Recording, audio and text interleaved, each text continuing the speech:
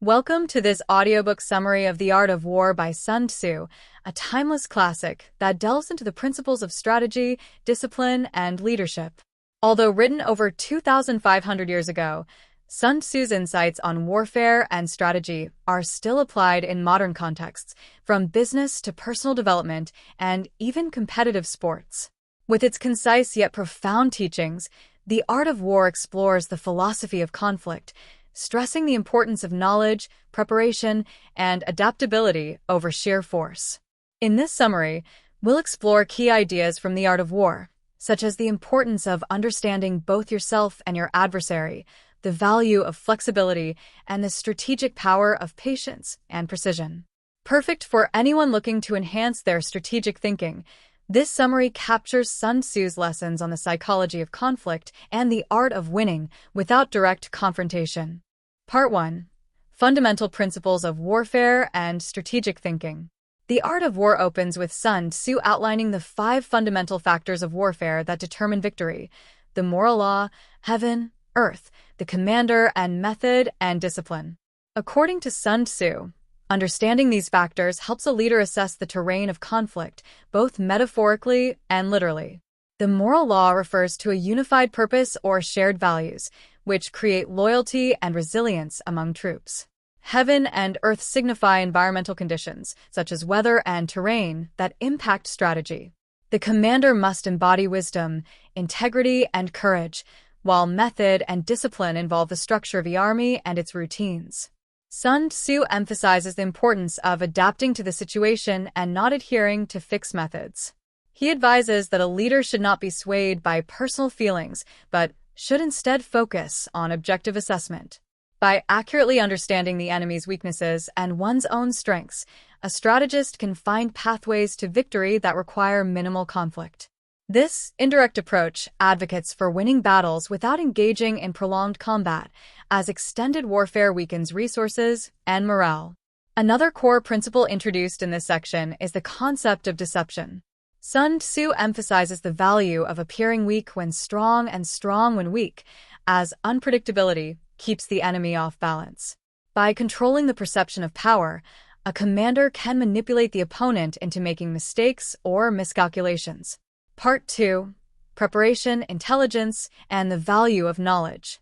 Sun Tzu asserts that successful warfare is based on preparation and intelligence gathering.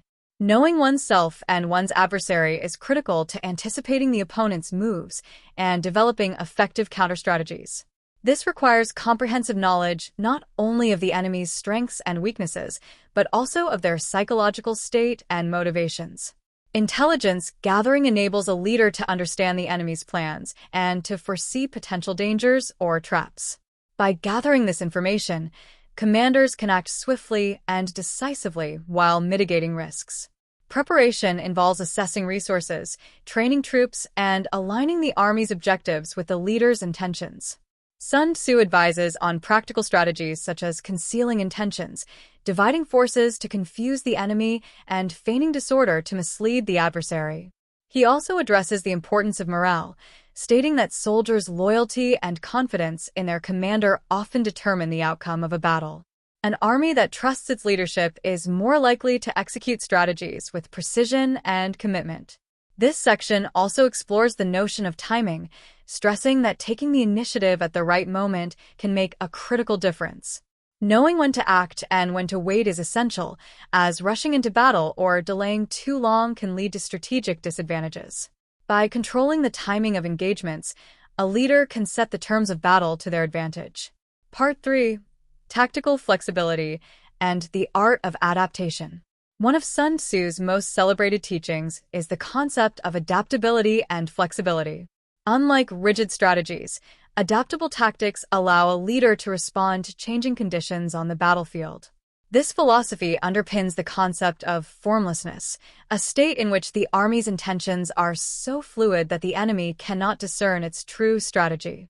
By keeping strategies adaptable, a leader can exploit the enemy's rigidity or predictability. Sun Tzu illustrates the value of observing the enemy closely, studying their formations, and being ready to capitalize on their vulnerabilities. He explains how to respond to different types of terrain, from difficult to open grounds, and how to modify tactics accordingly. Flexibility is not just about shifting plans. It also means using resources creatively, modifying formations, and making swift decisions based on real-time intelligence. In this part, Sun Tzu also touches on the importance of conserving resources and the effective use of force. He cautions against exhausting resources, noting that prolonged conflicts drain morale and lead to diminishing returns. A leader should use resources sparingly and avoid unnecessary battles, reserving strength for critical moments that ensure maximum impact. This idea emphasizes that sometimes the best strategy is patience and waiting for the right opportunity. Part 4. Maneuvering forces and calculating risks. Sun Tzu emphasizes maneuvering as a means of positioning forces advantageously before combat. Rather than engaging in direct conflict, skilled commanders maneuver to secure favorable positions.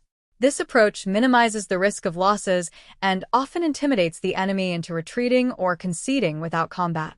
Effective maneuvering requires both awareness of the surrounding terrain and a deep understanding of the enemy's intentions. Sun Tzu discusses various methods of deployment, the importance of speed, and the strategic advantage of striking at weak points while evading the enemy's strength. This part also explores the concept of calculating risks, weighing potential gains against potential losses. While every action carries a degree of risk, wise commanders minimize it by thoroughly analyzing each move. For example, attacking when the enemy is unprepared or exploiting environmental factors, such as weather conditions, reduces the likelihood of defeat. A unique aspect of Sun Tzu's strategy involves disrupting the enemy's alliances and isolating them. By weakening the opponent's support structure, a leader reduces the enemy's ability to sustain prolonged conflict. This approach underscores the idea that victory is not only achieved on the battlefield but also through strategic diplomacy and psychological tactics. Part 5. Using environment and morale as strategic tools. In this section, Sun Tzu discusses the environment as both a physical and psychological battlefield. The natural landscape can provide cover, hinder enemy movement, or serve as a trap. A skilled commander uses terrain to conceal forces, gain the high ground, and dictate the terms of engagement. By forcing the enemy into unfavorable terrain, a commander can gain a decisive advantage. Morale plays an equally critical role, as Sun Tzu notes that armies with strong morale are far more resilient.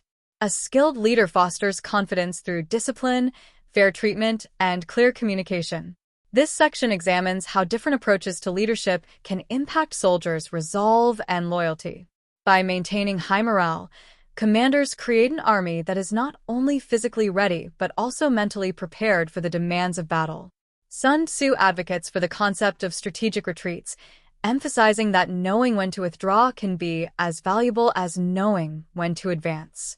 A strategic retreat allows forces to avoid unnecessary losses and regroup, preserving strength for future engagements. This insight reflects Sun Tzu's belief in the value of patience and long-term planning. Part 6. Achieving victory without fighting, psychological warfare. One of the most profound teachings in the art of war is the notion of winning without fighting.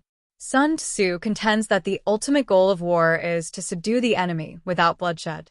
By employing psychological tactics, deception, and superior positioning, a commander can achieve victory without engaging in direct combat.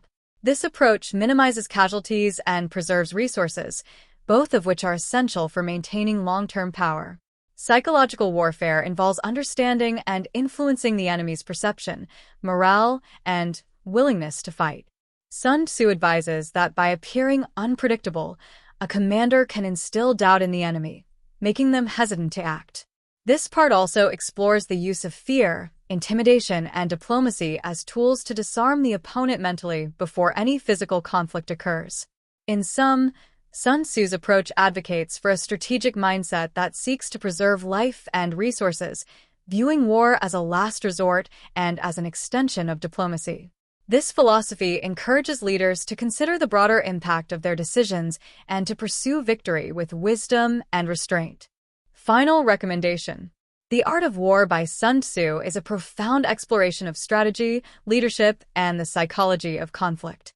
While this audiobook summary offers a thorough overview of Sun Tzu's timeless teachings, reading the full text allows readers to engage more deeply with the subtleties of Sun Tzu's wisdom. Whether you're looking to sharpen your strategic thinking, improve your leadership skills, or simply gain a better understanding of human nature, The Art of War remains an invaluable resource for achieving success across many areas of life.